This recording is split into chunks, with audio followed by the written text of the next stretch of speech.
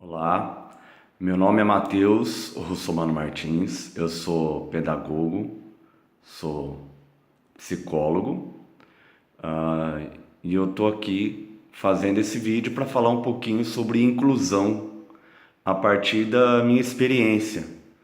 Então, minha experiência que eu tenho como professor da APAE de Cravinhos e professor municipal também na rede Cravinhos e atualmente, no caso, em Sertãozinho. Muito bem, inclusão na educação. Primeira coisa, quando se fala em inclusão, seria incluir quem? Seria quem está de fora, certo? Quem não está ali junto no grupo. Que tipo de pessoa que precisaria de inclusão? Alguém precisaria de algum diferencial, certo? E nesses casos seriam pessoas com deficiência psicológica, deficiência física, mental, sensorial, ou até pessoas superdotadas, que normalmente a gente não pensa nisso, não é? Muito bem. E como que funciona isso, né? Bom, a criança normalmente já vai para a escola. Ao se detectar que tem alguma coisa errada, aí vai ter todo um procedimento para primeiro ser avaliado, para depois ver as condições que, por lei, certo?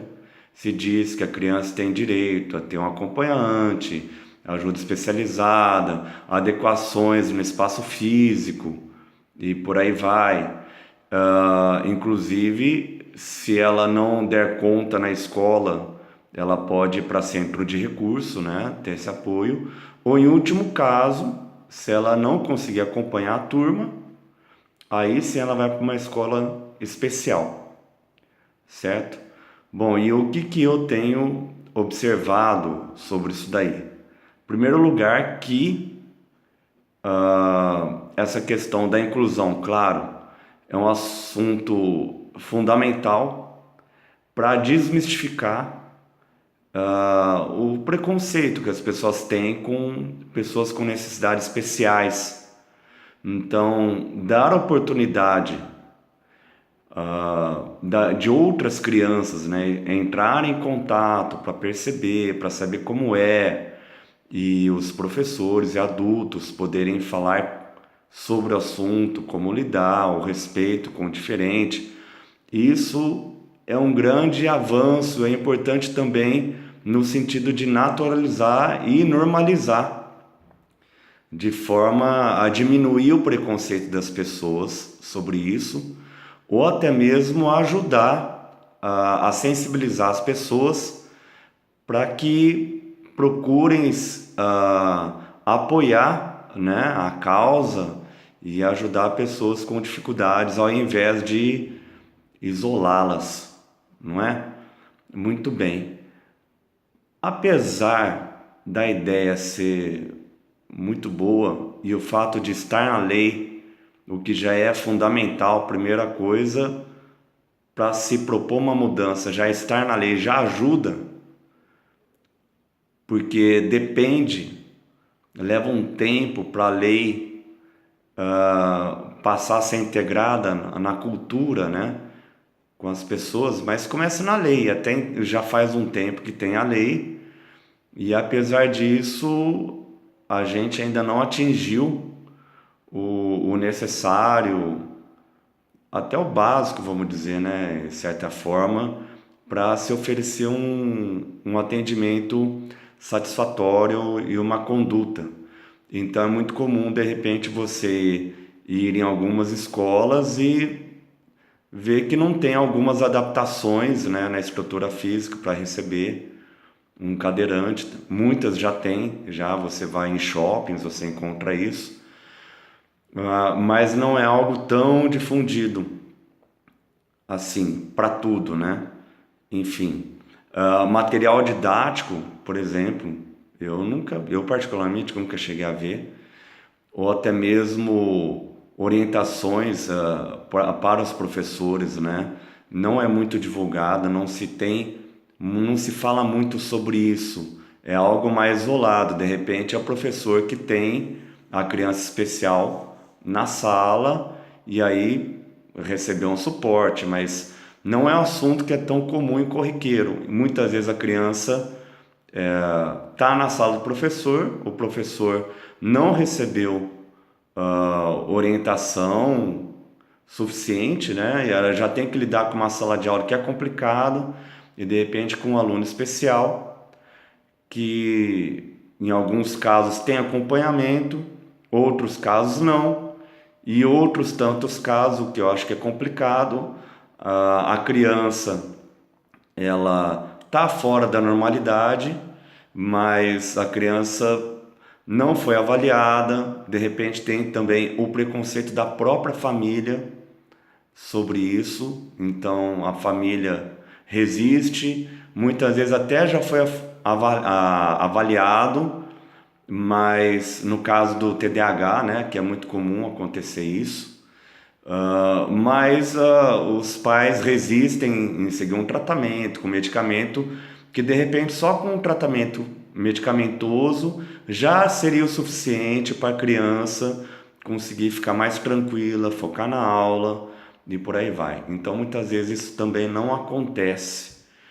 Então o que eu tenho percebido é que falta muito recurso, falta muito apoio, falta muito esclarecimento dentro da escola também, não só para os professores, né? Mas eu acho que isso deveria ser mais divulgado, certo? E também a lei diz que a criança com necessidade especial, ela deve preferencialmente, certo? Estudar numa escola regular.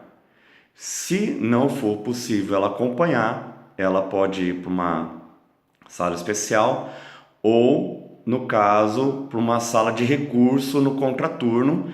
Em último caso, quando realmente for comprovado que ela não tem condições, ela iria para uma escola especial e caso, se ela tiver condições na escola especial, voltar para uma escola normal, ela voltaria. Caso contrário, continua na escola especial, onde vai prepará-la para o dia a dia e de repente até mesmo para o mercado de trabalho, dependendo da situação da criança, certo?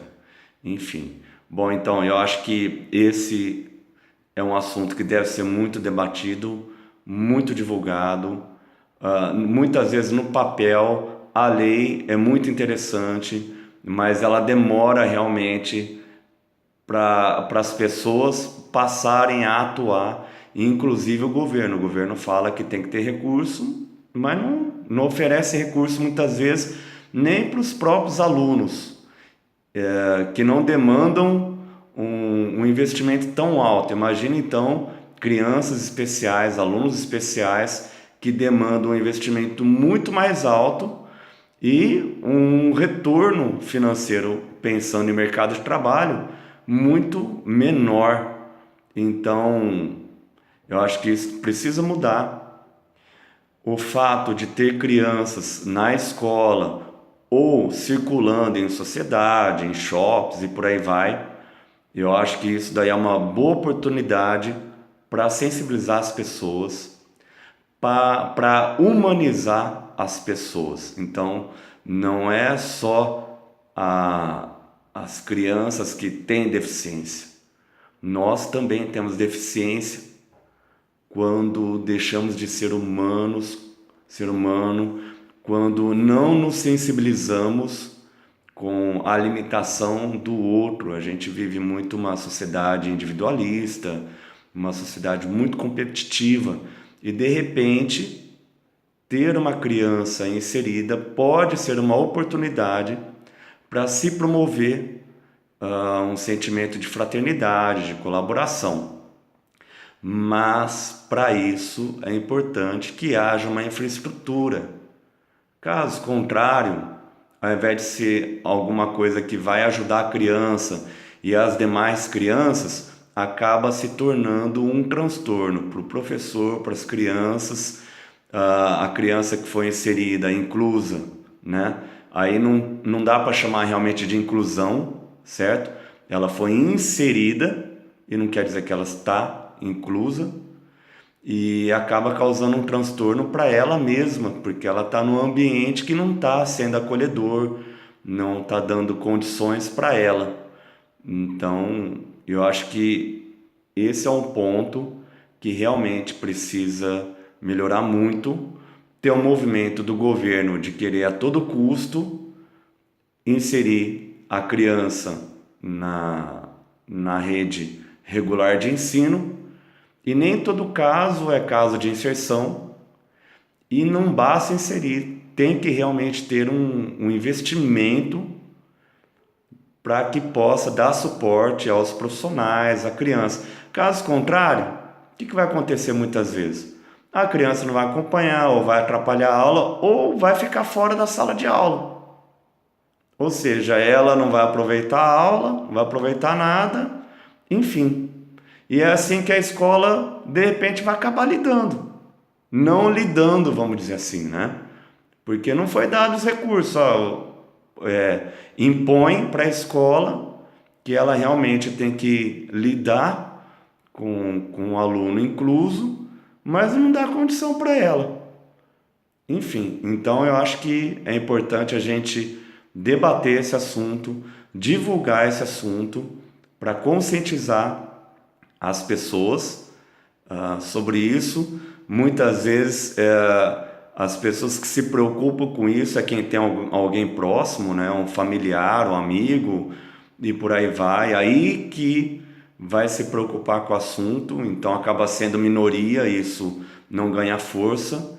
E eu não acho que é por aí, eu acho que só porque nós temos